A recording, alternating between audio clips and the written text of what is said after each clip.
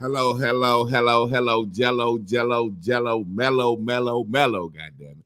It's a brand new day, new way, new view, new you. And I'm here with my guy, Red Hat Trav, tonight. And we expected some different stuff from Red Hat Trav. Red Hat Trav look about 10 years younger tonight. You look good, man. Oh yeah. Appreciate that. Appreciate You that, man. already I know it. feel good. I feel good tonight, Mm-hmm, man. mm-hmm. Yeah, sometimes when you cut that beard off, man, I know me personally, it make me feel a little different. That beard and that hair make me feel I don't know if I feel wilder, angrier. I know in the Bible is a reference, John the Baptist. Uh he was known in the village as a smooth guy, but when he started preaching the coming of Christ, they said he went out to the wilderness. He was just eating the locusts and the honey, and he let his hair and his beard grow. And they was like, "Ain't that smooth, John? Why the fuck is he looking so wild?" So when I got my beard, man, I don't know. It's they say the hair, we gonna get into some prison talk, but this might be some prison talk. But like we said, there's something to it. So we gonna go ahead and reveal what we're gonna talk about tonight. They say your hair is like your antennas to God and your connection. And for whatever reason, in different cultures, they didn't cut their hair. When I got my beard or when I'm growing my hair, I feel differently. I feel wow. What about you, man? Well, me being a barber, I got a thing I call mirror work, and that's every day. It ain't nothing deep. Every day you got to go in the bathroom and stand in the mirror at least 2 times a day, wash your face or something like that. But always being able to, man, go in that mirror and cut my hair and make myself seem new at the end of a day whenever I choose to. It's like a rebirthing of myself to make myself feel good. So a lot of times, like now we in the fall season and this shit real, man. Everything fall down. Your soul do the same thing. We start being analytical. The holidays coming up, Christmas coming up. It's like, man, we have to examine our position, just like the trees. You look at the trees when ain't no leaves on them.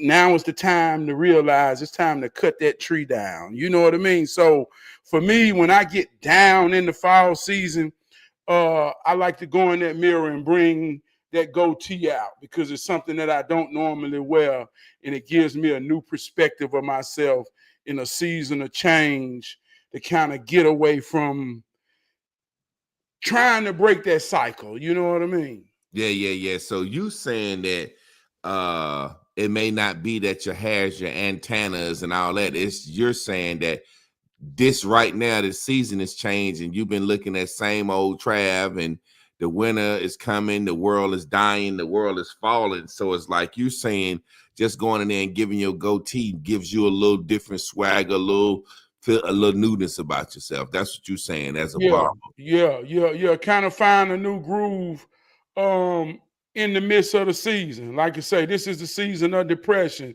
Winter coming, it's cold, the sun furthers away.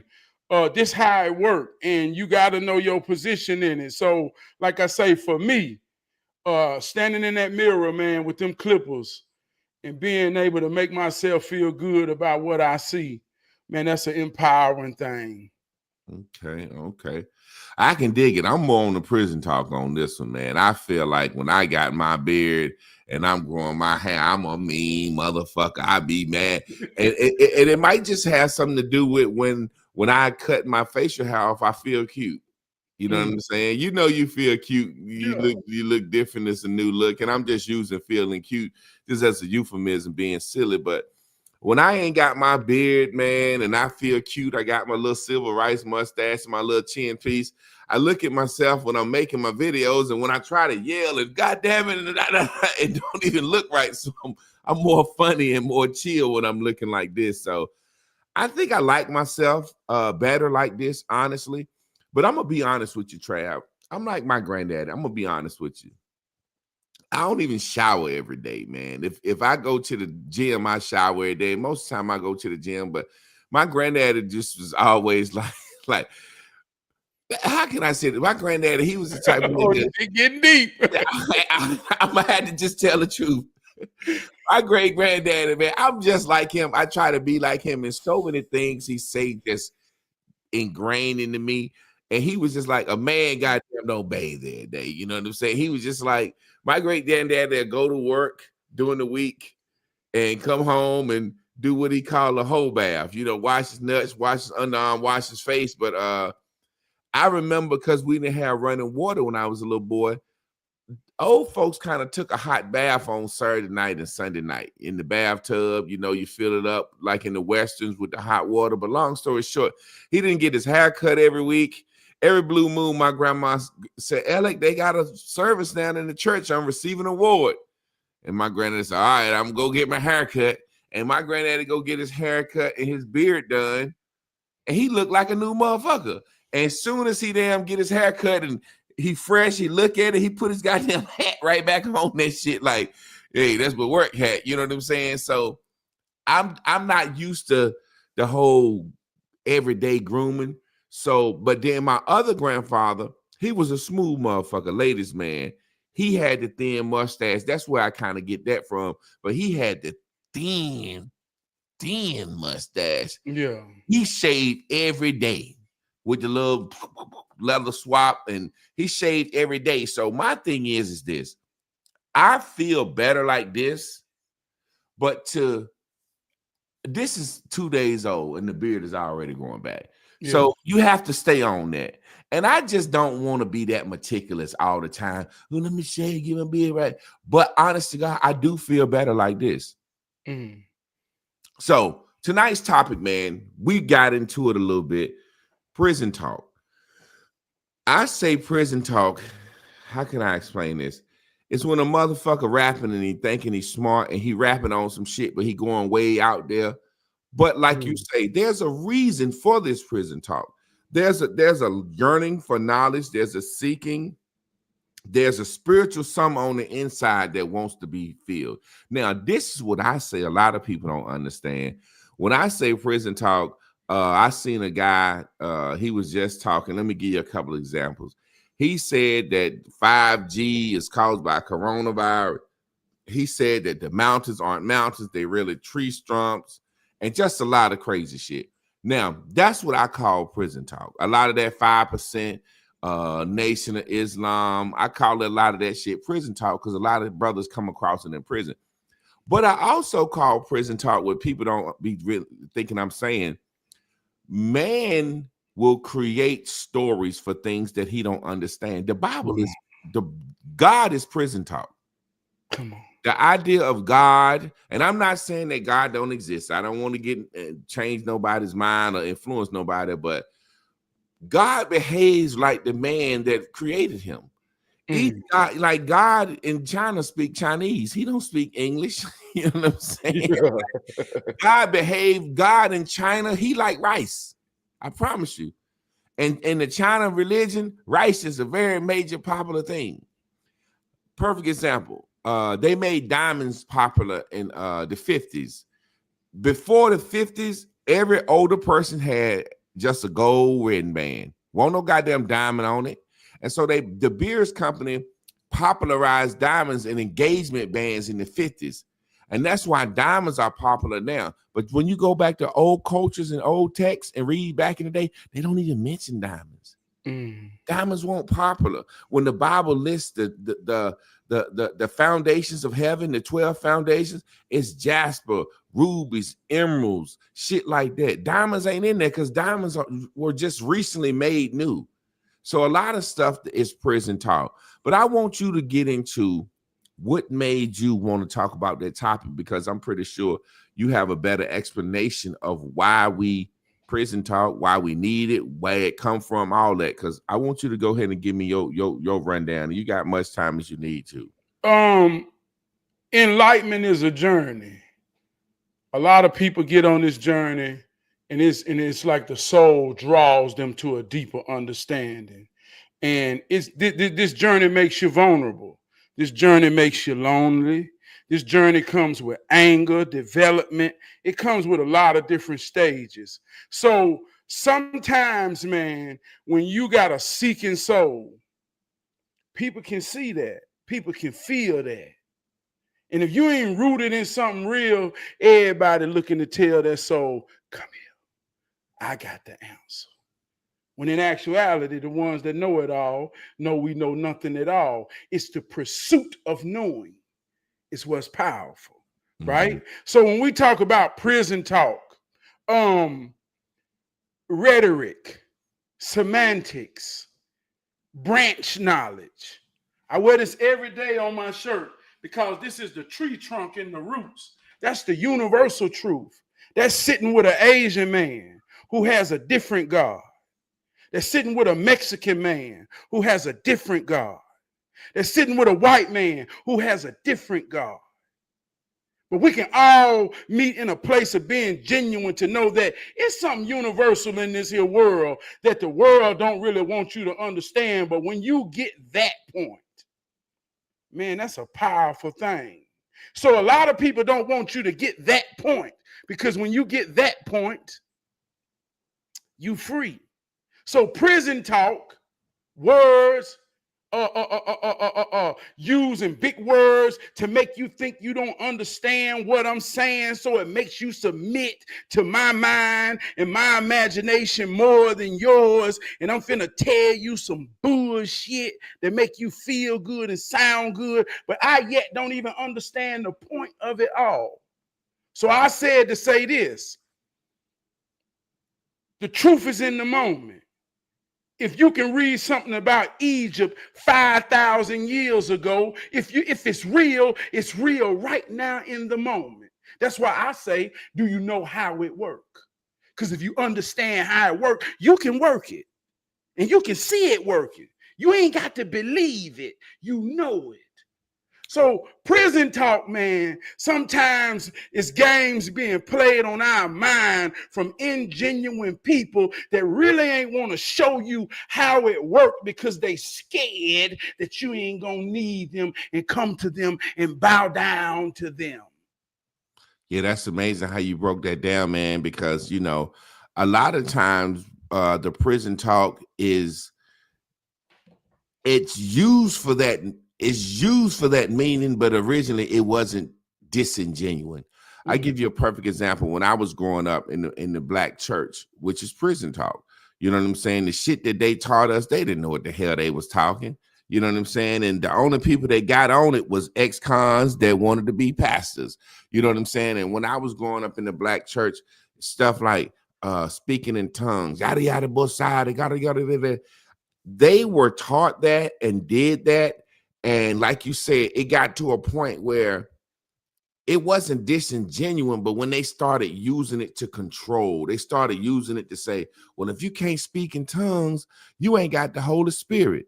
If you can't speak in tongues, you a sinner. So it made people just start yali yali yali yali yali yali yali oxen free out of the fucking blue, because you feel like if you don't have this type of knowledge or this type of spiritual gift, that you're less than somebody. It's amazing. Like I say all the time, there are not a lot of men in the Christian religion because the Christian religion is kind of effeminate and the pastors preach to women. But then when you look at Islam, Islam is full of men. You go to the mosque, it's full of men. I had a homeboy that used to cut my hair, said, man, you get a free cut, you come to the mosque. So I would go to the mosque from time to time just to get a free cut. You know what I'm saying? And it's full of men. And I used to always tell him, and he used to always say that, I'd be like, but that's because it's niggas that's ex-cons, man. Niggas don't come to this knowledge until they get locked up and sit down. And then when they get out, they still be similar people. Like Malcolm X is one of the biggest frauds ever to me. And people can say what they want. That's just how I feel about Malcolm X. Malcolm X is a perfect example of today. You know what I'm saying? Nigga go to prison. And most of the brothers I know that go to prison join the Nation of Islam. It's a different form of protection other than being in the gang. You see what I'm saying? And most of the brothers join the Nation of Islam. And then when they get out, they start speaking that shit. And Malcolm X did the same thing. When he got out, he started talking that shit, but he was gifted. He had the gift of gab regardless. Like you say, show what you say. I always say, show nothing, Bruce Leroy. The glow is the glow, whether it's yellow or it's red. You see what I'm saying? So Malcolm X had that glow before he went to prison. And when he got out, he used that same gift of gab and that glow, and he became big. He was Mm. big. He became like the number one minister for the Nation of Islam. And we all know history says he got a little big-minded and spoke on John F. Kennedy. And the Nation of Islam almost lost their nonprofit status because that's a Come church. on. You know what I'm saying? So when he spoke on John F. Kennedy, Elijah Muhammad said, ho, we got to sit your ass down. And he was only sitting them down for 90 days. And Malcolm broke before day 30 and went and told everything he knew. I heard he messing with young girls and the Nation of Islam is a gang. And it's like, yo, bro, you couldn't take 90 days of silence.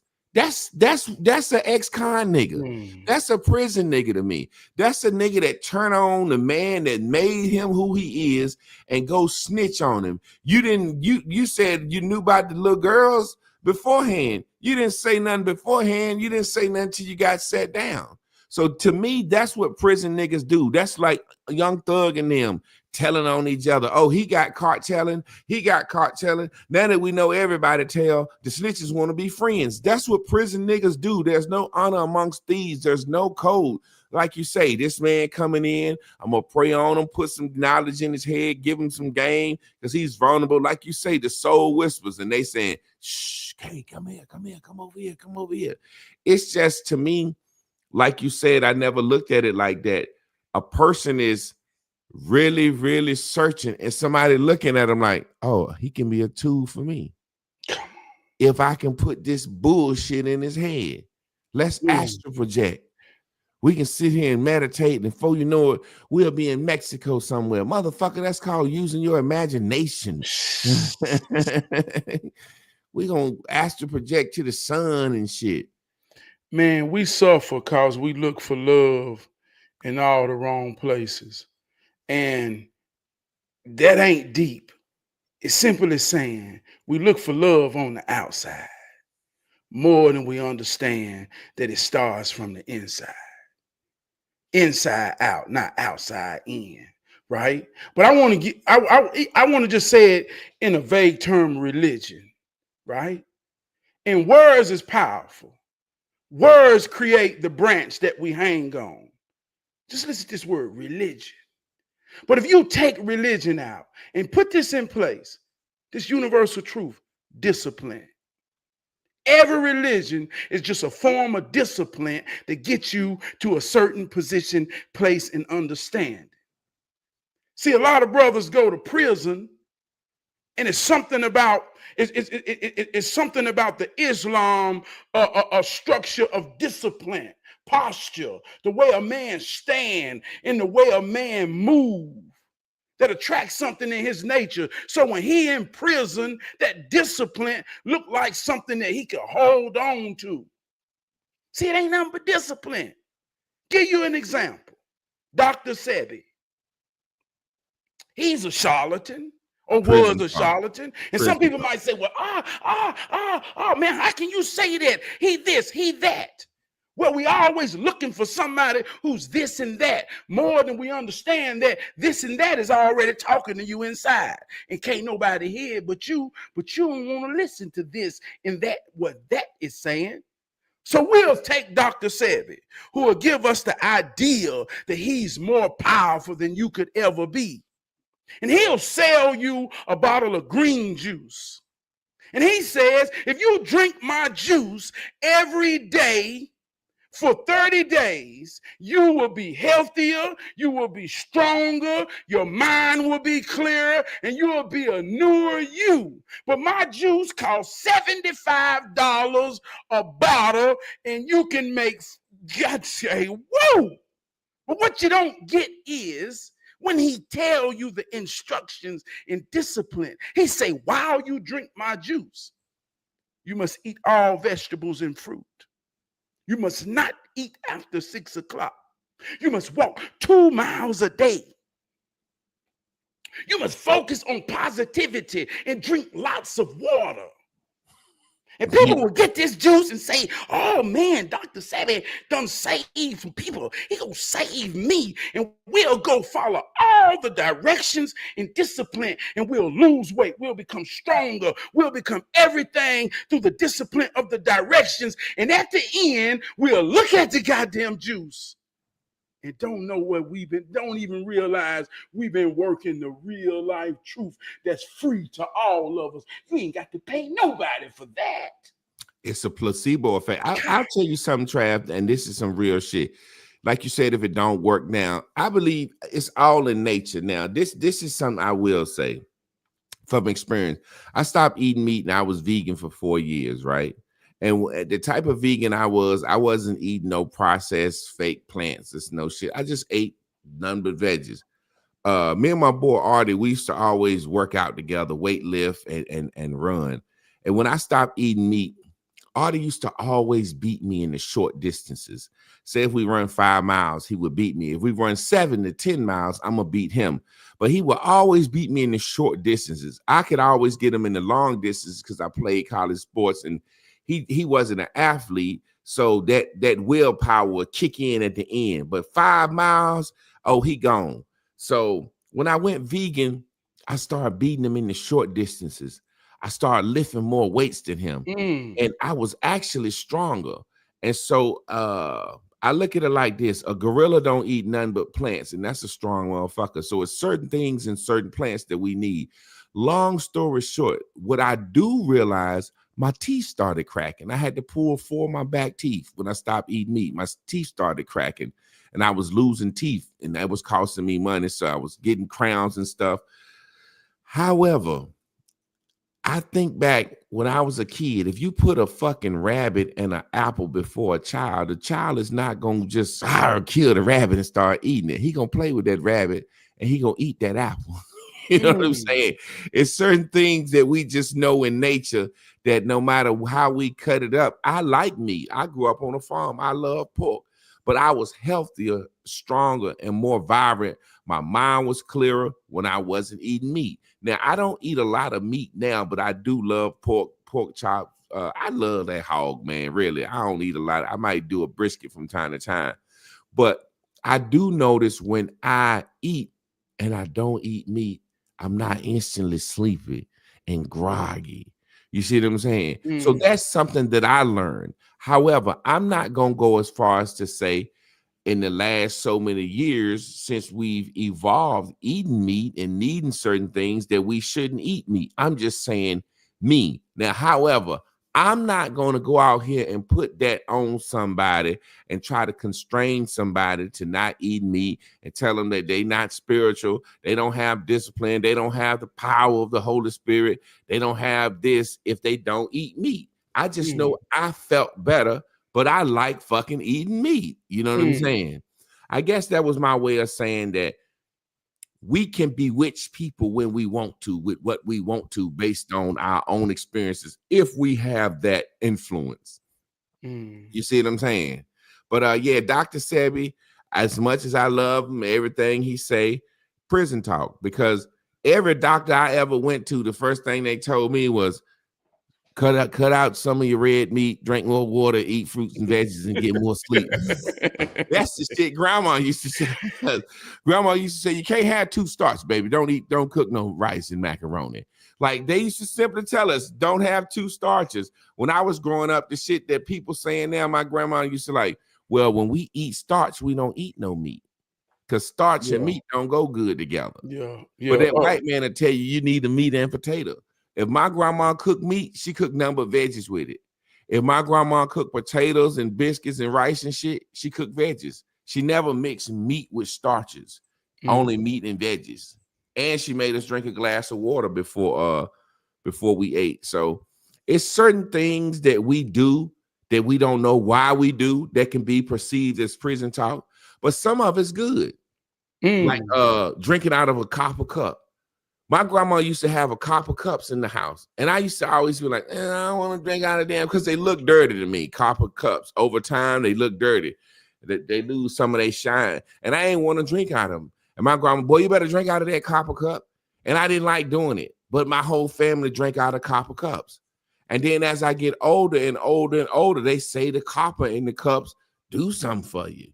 You see what I'm saying? There's certain things like using a cast iron skillet. It's passed down. I don't know what the fuck a cast iron skillet do for you, but it do something for you. Yeah, you just do that shit because grandma said do it. Yeah. However, those are things that are prison talks and made up shit that we don't know that are passed down. Could be good, could be not, that we do because of the people that influenced us. So I see exactly what you're saying is grandma ain't trying to say, drink out a copper cup so I can control you, like a nigga in prison might be trying to do you.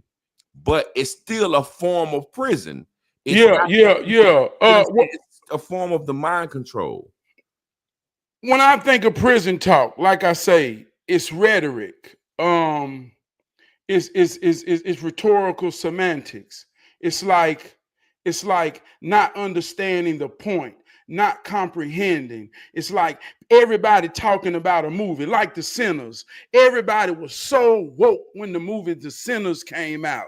Everybody was talking about the symbolism that was in the movie. But then when you get in real life, the same thing that the movie is about is happening to people every day, and they don't even see it working on them, like witchcraft. That's real.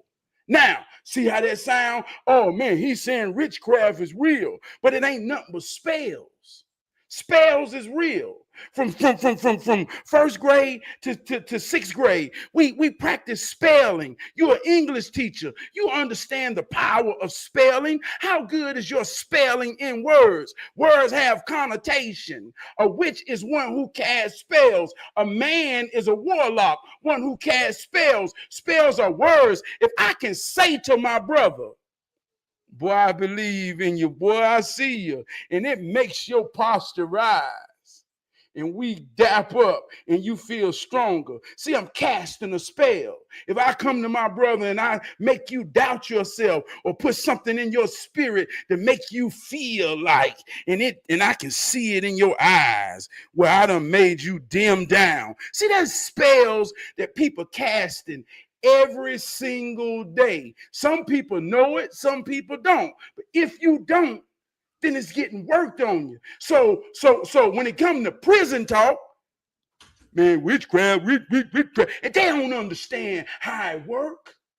They don't understand how to walk in a room, whether spirit of ingenuine discernment is rampant in a room, and you walk in as a piece of light with a positive mindset to make everybody laugh, change the attitude, the morale, to create a scene that's positive and productive, and you know you add value. See, that's witchcraft, but I ain't gonna call it that. That's just teaching you how it works. Yeah, you know, it's funny you talk about them words in my Bells and Bubbles class. I was saying they got us starting all our day off wrong, like with the words they use. Like they say, wake up, awake. What's before a funeral? Awake. You see what I'm saying? That's what right before a funeral they have awake. And what that was back in the day, motherfuckers could go into a coma or anything, you know what I'm saying? Or motherfuckers can be unconscious, you couldn't breathe or whatever. So what they would do, they would let your body lie in wake for days, 3-4 days, and everybody come visit you the day before the funeral. I saw that motherfucker laying there dead. He didn't get up. He didn't wake up. We went to his wake. And that way, when they put you in the ground, it's a testament to the world. This motherfucker really died. Because what they used to do, motherfuckers would fake their death or change their name or anything. So they came up with the concept of a wake. You know what I'm saying? Okay, now everybody in town that witnessed this motherfucker laid out, he didn't get up, we can put him in the ground. But they said, wake up, right? In the morning. What happens at a funeral? You're mourning. All right. Wake. Morning, 2 death words. Wake up in the morning and do what? Earn. Wake up and go earn a living. What do you put a dead body in? When you burn it or earn. So they tell us wake up in the morning and go earn a living. How? Wake is death, morning is sadness, earning is death, and now you put all this on a living. That's why it's so hard. We say stuff like, shit, what you out here doing, bro? Shit, trying to make ends meet. Ends don't meet. They go in the opposite direction. Ends won't meet. Oh my God. Look, boy, this powerful, man. This real, this some real shit, right? Now you see how you broke that down. And it's somebody, I just saw this the other day. Somebody was using morning. They say, man, we say morning in the morning. But watch how you break this spell. A homophone is two words that sound alike and spell different. Mm-hmm. Morning is the beginning of the day. To mourn is to have emotional feelings at death. So I can break that whole spell by just understanding English language in the context and rules of the art of literature, saying I can use homophones in lyrics and to create. You break the whole spell. You see how that worked out? And that's what I mean when it becomes prison talk, when you don't know how to move in and out of it when it's time to or not. Because now we got people that's going in a room where good morning is a sentiment of the sun rising and shining and saying, I'm a son and I do like the sun do. Morning is when I come out of darkness. Good morning, everybody. And it's a prison talking motherfucker.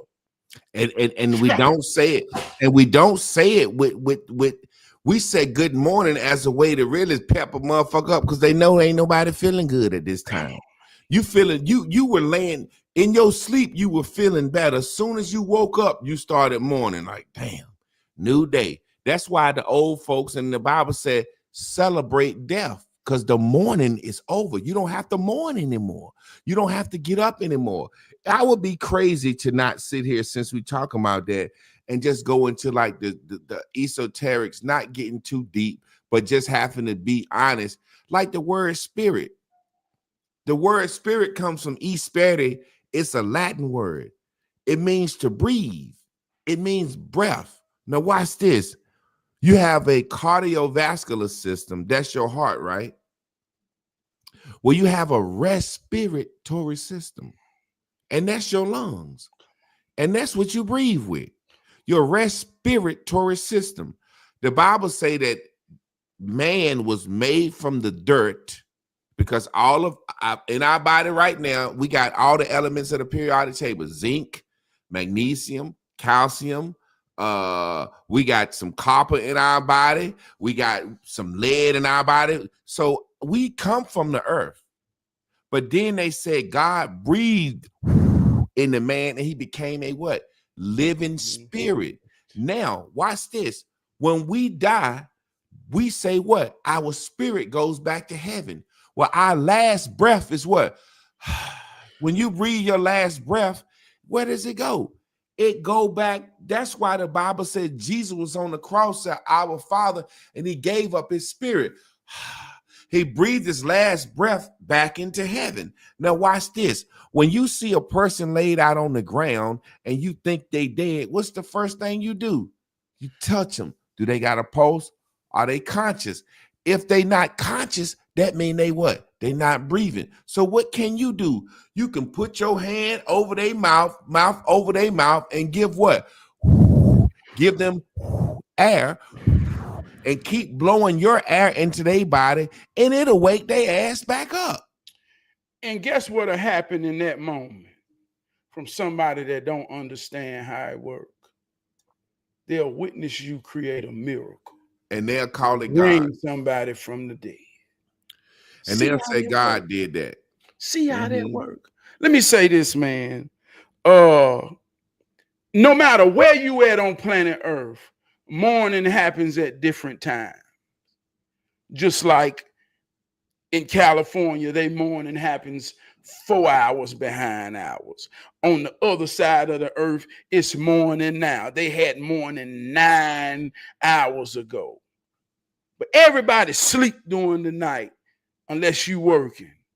So this is a universal truth, no matter where you at on planet Earth. And if you living in a structured way of society, in the way people work, then everybody has a bathroom. And when they wake up, it's a natural order that you got to go at least clean your mouth out for the day, prepare for the day, and look in that mirror.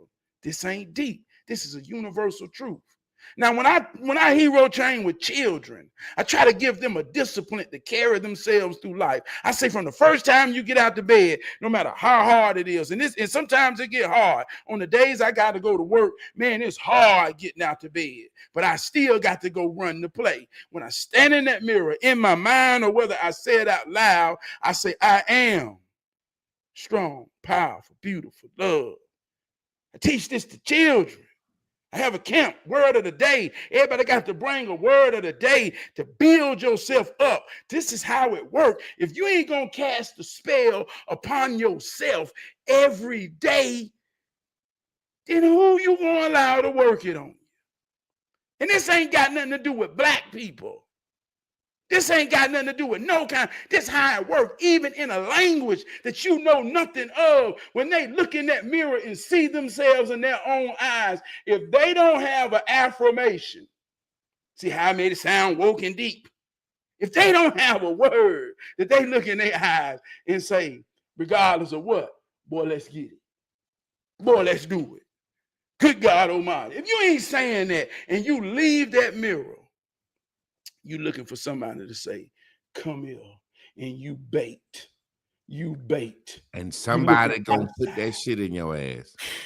They're gonna put it in. It's funny you had said earlier the word religion, and it comes from a Latin word regulator, which means to regulate.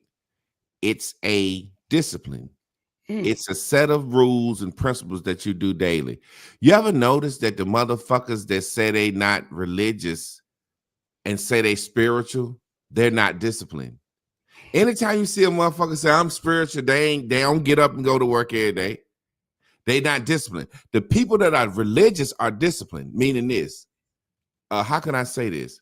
Spiritual mean I'm just breathing. I'm just getting up. I'm just living my motherfucking life. You know, most of the people, and you look at niggas that say they spiritual, they don't got no 9 to 5. They don't have no structure. They don't have no religion. So it's amazing how our religion and since we're talking about prison talk, the mindsets that we stuck in, I want to caveat. I want to talk about this because it really burns my fucking guts, man. I'm seeing a lot of sisters right now saying they gonna go out and rob and steal because of the food stamp situation. How long do we expect someone to take care of us? Now, let me tell you where I'm coming from. I remember talking to a brother. He was mad that his father was so healthy and his father didn't do a lot for him and his brother growing up. And his father ran women and just was a crackhead, and he got sick. And his father would come visit him, and he was just so angry that his father was in better health than him. And I remember looking at him and telling him, I said, man, well, your daddy ain't got no worries, man. He said, what you mean? I said, your daddy get up and only thing he want to do is get a crack rock. He don't have no worries. I said, you ever notice when a man ain't got nothing going, no worries, no responsibilities, he can live on the street, eat out trash can, drink wine every day, pollute his body, smoke crack, and he lived to be 70, 80 years old. And I remember my man just so upset. He's like, you right, that motherfucker ain't never worried about nothing. And here I am laying here with cancer. People don't realize that stress is the synthesis for all sickness. I had a doctor tell me that. I was going to the chiropractor, my back hurting, and he doing all this stuff and zapping it and cracking it. And one day he just said, Mr. Clark, you know you stressed. And I said, what you mean? He said, I see you biting your nails since you've been here. That's stress. He said, that's why your back hurt. Trav, I stopped biting my nails. I made it my mission to stop biting my nails, right? When I stopped biting my nails, I didn't realize when I stopped biting my nails, my back stopped hurting because I was focusing on not being stressed. Point being, I see a lot of sisters that go to college, graduate, get a master's degree, do it what's called the right way, get married, and then have fertility issues. But then these women in the fucking projects can make baby after baby after baby. They smoke cigarettes, they smoke reefer, their babies come out healthy and strong and turn into NFL football players and basketball players. The point I'm making is this. Trav, as a grown man, there have been times me and my wife have sat down, analyzed the bills, paid this, that, and the other, and said, all right, we got $30 to eat with for the week, and go to the store, buy some noodles and some beans, and worry about how long did we think that somebody was going to give us food, clothing, and shelter, and now have the audacity to be mad? Man. Do you know that's a form of prison talk? Do you know the Man. reason those women believe that the government owe them something and owe them sustenance and owe them provision is because of the prison talk, the slavery, the reparations, the government, the white man, the devil, the evil, and all that. Do you realize that that's a form of prison talk?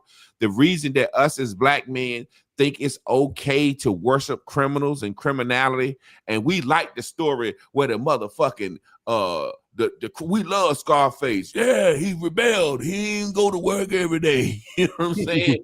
Do you realize that think that somebody owe us some? What up, Enzo? That's a part of that prison talk, that rhetoric that's in us. We think we say we built this country.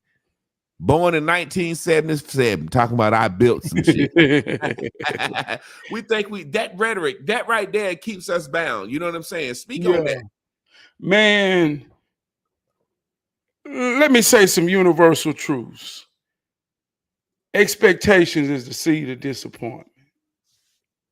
Don't nobody want to be disappointed or be a disappointment. So the easiest way for nobody not to disappoint or be disappointed in me is if I live a life where I don't create no expectations, meaning I don't want no responsibilities. Because if ain't nobody depending on me, then ain't nobody expecting shit from me. And therefore, I can live a life disappointment free. Now, manhood is about being a servant. Manhood is about rising up just like a son do, because you're a son, right? That ain't no prison talk. That ain't nothing deep. Your mom and daddy had a baby. You're a boy. You're a son. You rise up every day being raised to know that you got something to give the world, even if it's just work, to be a part of something, to create something more powerful. So this ain't nothing deep. This ain't no prison talk. So if you rise every day like a son do, and you stand up knowing that, then you got to serve something.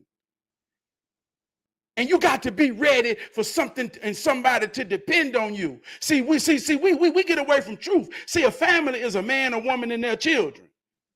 Family ain't got shit to do with cousins. Family is a man, a woman, and their children. So when a man has a woman and children, he serves them. I told you, Jehovah Witness, that's about something real. That's about when you watch yourself be born again coming out of a woman's ass. Well, when you see that, you get an assignment that you can't shake if you witness God in that moment.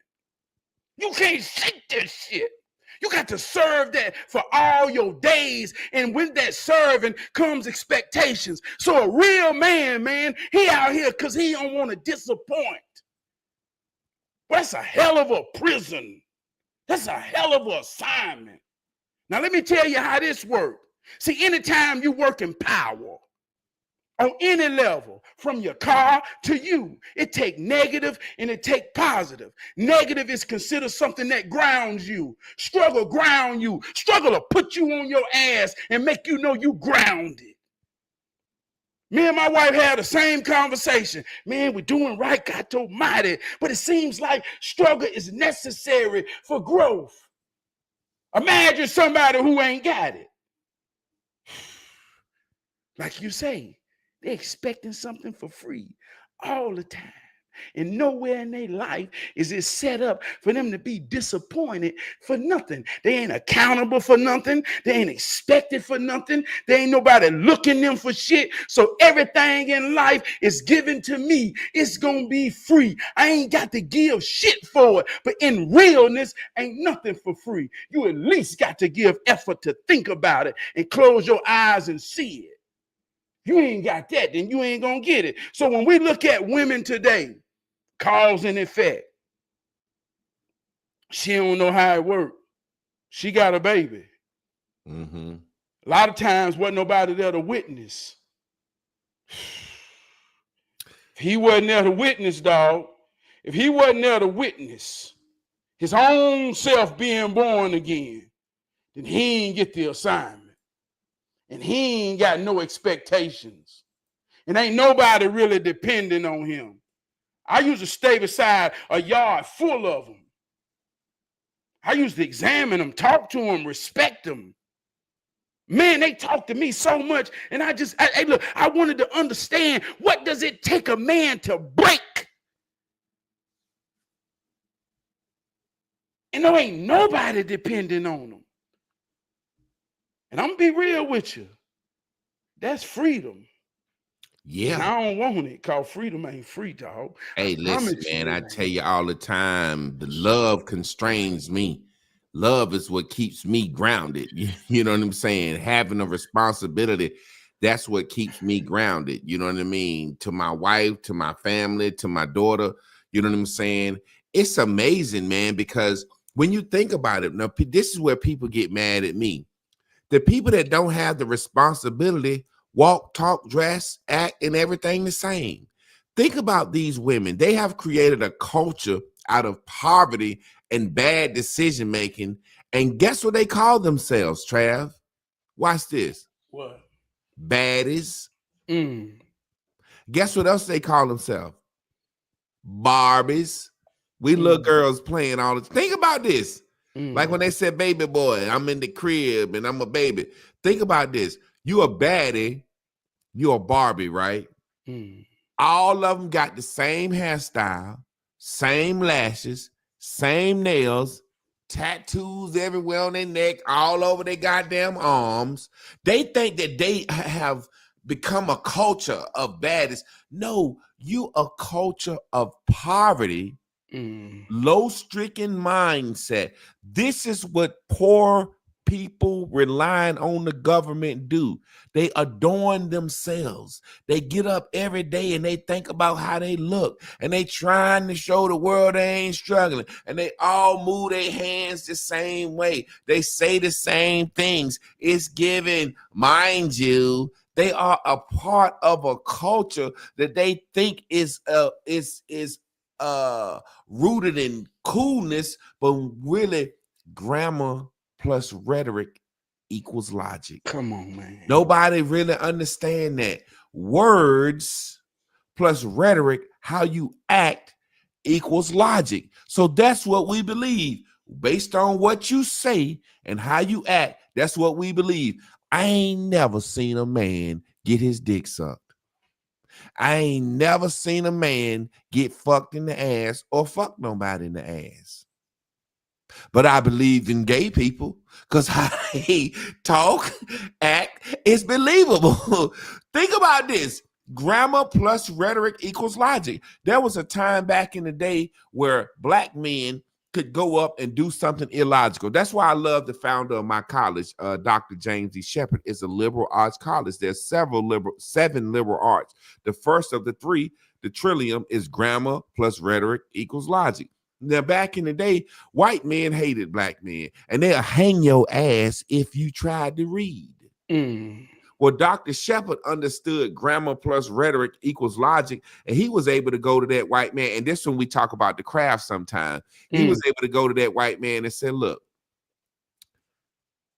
I understand your words, so I'm going to say the right thing. And I got on a suit with a chain on my pocket. I look the part, and I act like you enough to where I can convince you not only to not hang me for reading, give me money and land to start a college. Because it would be better to have an educated Negro than it would be just to have a uneducated Negro. And that white man said, you know what? Goddamn, this goddamn nigga talking sense. Now I know I never would have gave a nigga a dime, much less a dime to give him a book. But he understand that. And Now no, let me ask you a question. What year was that? What year was that? 1910. That's the first liberal arts college. They gave them motherfucker some swampland. And we do what we do, drained it and turned that motherfucker into a university. And now the bowl, the deepest part of the campus where the swamp, the deepest part, that's the most hung out, celebrated part of the campus. So grammar plus rhetoric equals logic. So we can do the same thing today. I seen KRS-One say some real shit. He said they didn't take our land, they took our mind. He said the land's still right there. We just don't have the mind to go get it. Yeah. Ain't no land been removed. We can go claim land. We can go, not only can we go claim land back. Hey, look, my guy said that's a good question. What's Umar issue? He has no issue. He's mastered grammar plus rhetoric equals logic. He's mastered it. But based on the shit he say and his rhetoric, it's motherfuckers that logically believe he's still gonna start a school. Yeah. It's people looking out for a savior, looking out for a leader, looking but that out rhetoric for don't a work way. on certain people. Say, for example, Trav, it's certain things that a person could be saying all the right words, all the right grammar, but you say, this nigga ain't acting right. No, man. Or a nigga could be acting right, and you say, man, this man got a good spirit, man. He acting right. But you say, this motherfucker don't know what the fuck he talking about. Man, let me tell you something real. It's got to be all three. It's an algebraic equation. Let me tell you something real, being around old people, and most of them dead and gone. And I know you yourself, man, we can hang from many branches, use many different words. But someone told me, say, if you can't explain it to a 5-year-old child or a 90-year-old woman or man who can't never read or never knew how to read, you don't know what the hell you're saying. So the key is being genuine, being sincere. Because you can say anything, any type of way. When it's real, they gonna feel what you're saying more than they hear what you're saying. So somebody who trying to tickle your ears, I already know he don't know what he's saying because I don't feel shit. So when you come with your big words, like you say, prison talk, it's a facade. It's hollow. Because I can come saying anything, the simplest thing. And if you feel it in your soul. Just like when I sang, hey, black folk. Some people say, man, I can feel, man, boy, you made my soul tremble. You understand what I'm saying? But let me say this, man, and this kind of far off. I want to go off something you said about the welfare girl and the college girl who having fertility issues. And I want to tie it back to expectations is the seed of disappointment. I had an old friend, Benny Lee, from down in Waysboro, and his mama was 98, and he was in his early 70s. They were still living. And I say, Benny, I ain't never heard you talk about your daddy. He say, man, I ain't know my daddy. I say, come on, Benny. You was born way back then. How you ain't know your daddy? Goddamn, they ain't have no baby mamas back then. He say, why they didn't? He says, a lot of people ain't know who their daddy was down home. I say, hi. He say, man, back then, and he started telling a real story. He say, back then, I remember we ain't have no lights. He say, when it got dark, everybody was around that lamp. But when you teenagers, man, nature for real.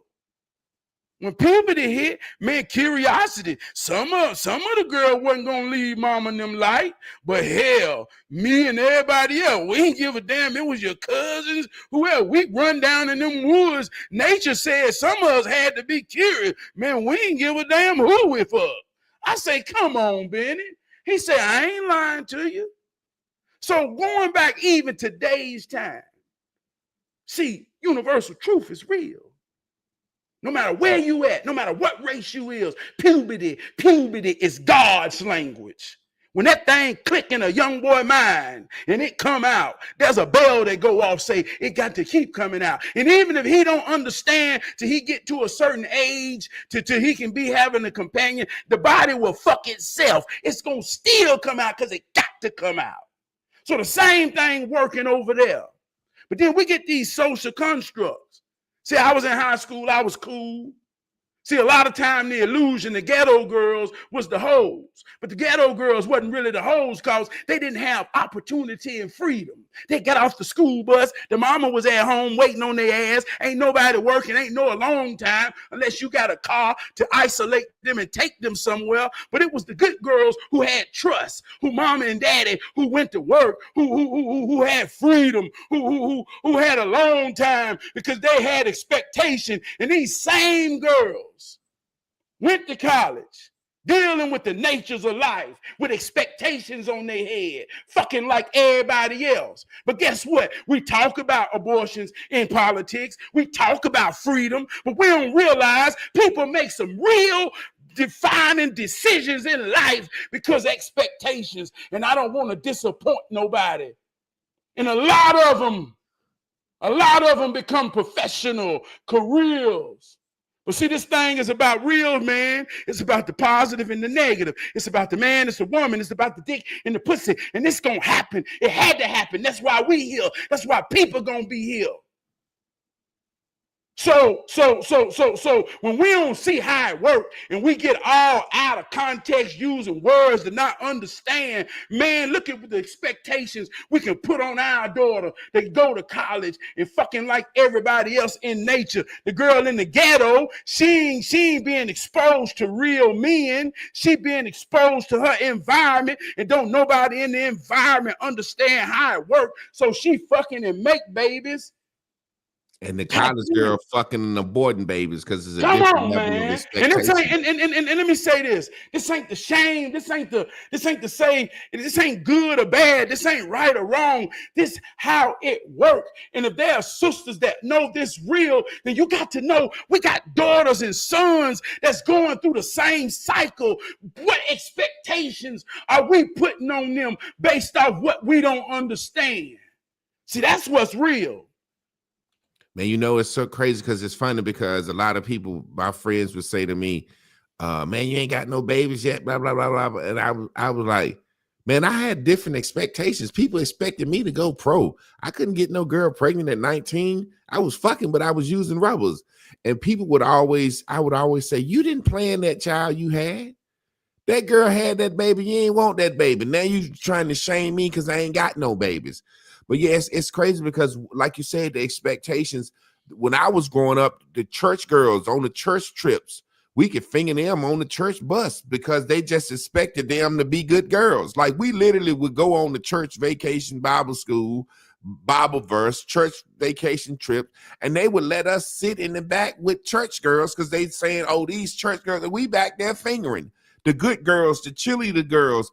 The only way we could get some pussy was the girls that stayed after school. Those were the athletes. Those were the cheerleaders. Those were the girls in the extracurricular clubs. So, but because things were expected of them, they used condoms. They had abortions. Whereas the ghetto girl, she didn't have a lot of access. So her first time getting pregnant was some older guy or some boy that they know what he was doing that didn't have no expectations of him. And he fucked her and she got pregnant her first time. So I just remember growing up, a girl that had something going for her life, if you didn't have a condom, she would look at you like, are you fucking crazy?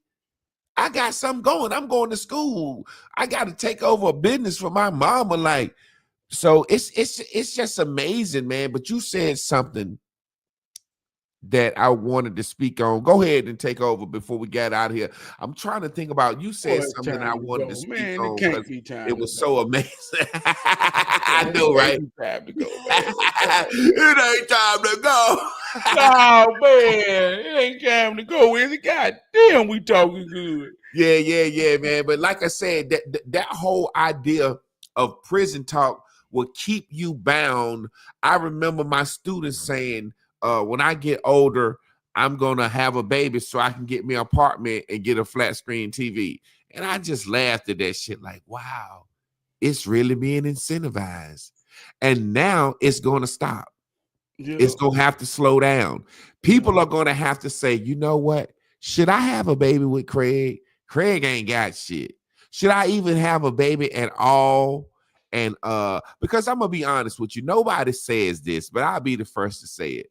And I have a special needs daughter, but you know what I'm saying? Sometimes having a special needs daughter, it's more shit you got to go through with doctors and therapists and blah blah blah blah blah. But then it's sometimes it's less because she ain't running around doing everything the average 4-year-old would do. So Mm. what I'm saying all this to say, having children and taking care of them is a fucking responsibility. It's a burden. Children are not assets. Back in the day, a child was an asset because you finna have another farmer, another help hand.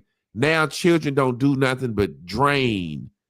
So I know how it is, the burden of raising a child and how hard it is and that responsibility that you was talking about that's actually slavery. And you mean to tell me out here you gonna make 4 of them and don't think about how you gonna take care of them? Bitch, you out your goddamn mind, man. That shit crazy to me. I'm glad for the first time somebody gonna have to sit there and say, how am I gonna do this? That's what we need. That's what we need. How am I gonna do this? Mm. That's what makes you strong. That's what makes you call your baby daddy up and say, hey, we ain't got to get back together, but can we talk? Can we work it out? Can we co-parent? We're to be 2 parents. So this is a beautiful moment for me, man, because we've been bound in thinking that somebody's supposed to help us and take care of us. Mm. Rashonda Pendon said we had a clinic right across the street from our high school. 94, 98. They did all service without parents' permission or consent. No plan. Exactly. I remember my goddaughter telling me that she was going with her friend to get an abortion, and they was like 14. And I was like, what do you mean? And I was like, what about our parents? So you gotta have a letter to get off on a different school bus. I ride bus 33. I want to go over my friend's house and ride bus 45. Well, you got to have a letter and a permission slip because we can't let you get off on a different bus because something could happen to you and we'll be liable. But you can go get a baby yanked out of your motherfucking stomach and change your gender and nobody has to know. Ain't that some shit? It's deep, man. It's deep, man. But I want to say this too, man, cause that's some real shit. And it's people made choices. They got to live with their choices, and them choices have different effects. But it's 2 things I want to say in closing. When baby kids came out, and they say we don't die, we multiply. That was some real shit. And Whitney Houston said, I believe the children are our future. Teach them well and let them lead the way. Show them all the beauty they possess inside. Give them a sense of pride. And that's one of the first songs in my generation that we knew by heart and could sing together. But when we talk religion, when we talk politics, and we talk all of this bullshit that's being played on our mind, I want you to understand what it's really all about. It's about that man and it's about that woman. And it's about them coming together to create that child. That's the Trinity. I wear it on my chest every day. Mother, father, child. And I don't care who you are on this planet Earth, you are one of the 3, right?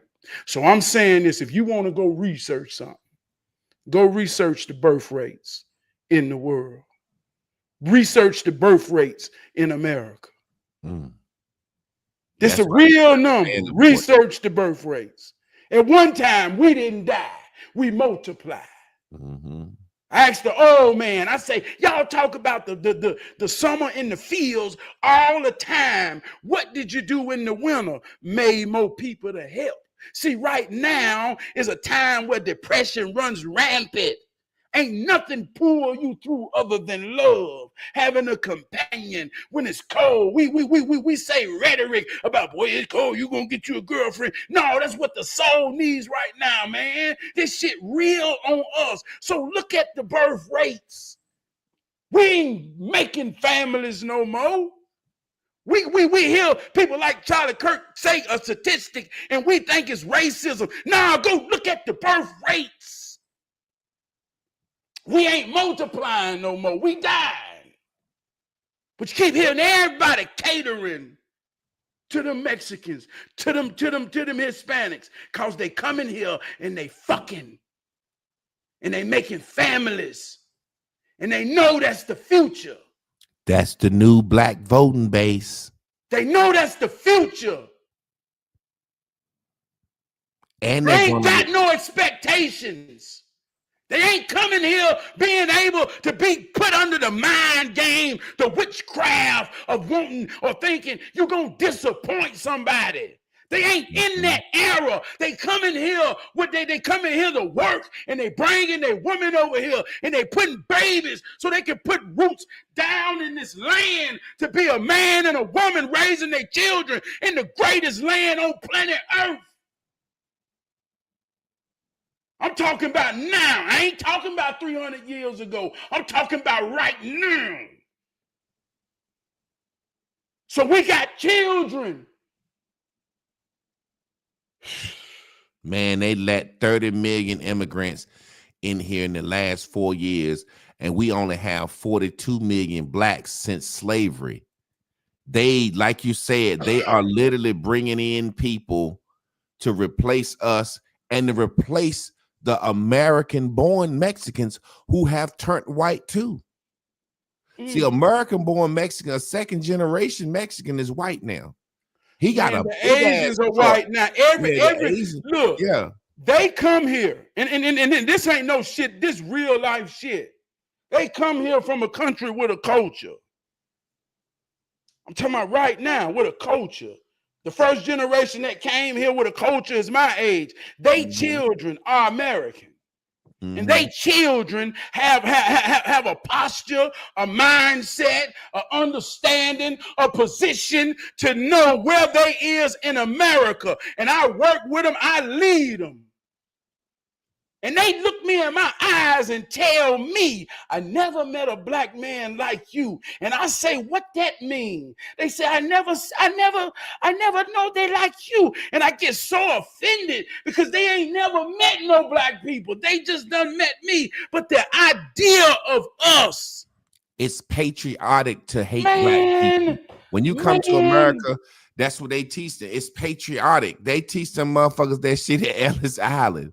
And I ain't talking about nothing deep. I'm talking about like me being a working black man with a job that can be my motherfucking boss. That's what they saying. How the fuck is you over me, nigga?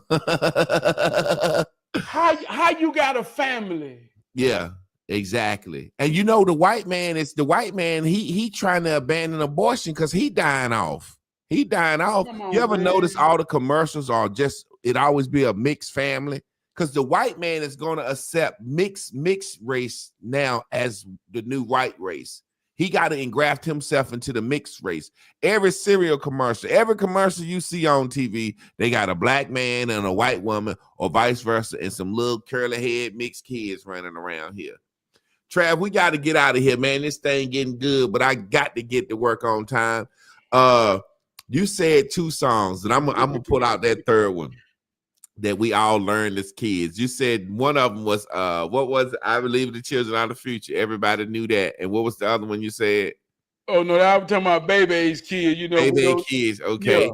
Yeah. Listen, I Believe the Children Are the Future was one of the first songs we ever learned when we knew all the words to. Because you might have sung that bitch at a 3rd or 4th grade graduation. And I'm gonna bust out another one. We sang at our 6th grade graduation. I led the motherfucker. You ready? Sing it with me. I know tomorrow will bring better you, better me. We know that we'll show this world we got more we can be. So let's get up, get out, get into it, get it. You remember that shit, Tevin? Man, come on, man. If we Come on, man. drive Come on, man. to a whole nother place, all we need is our dreams and a smile on our face. Remember that shit? Come Yes, on, man. stud, boy. Come But on, Trav, man. I appreciate you, man. This thing got good.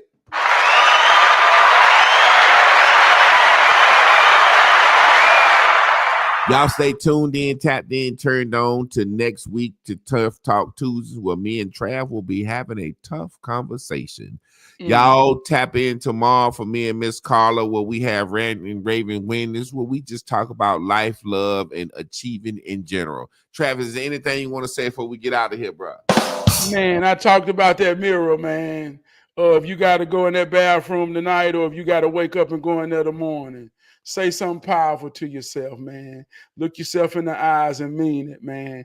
Create the narrative and everything for your episode for the day. And at the end of the day, when the credits roll, man, you look in that mirror, man, and you know every name in the situation that's going to be bold. I love you. Well, there it is.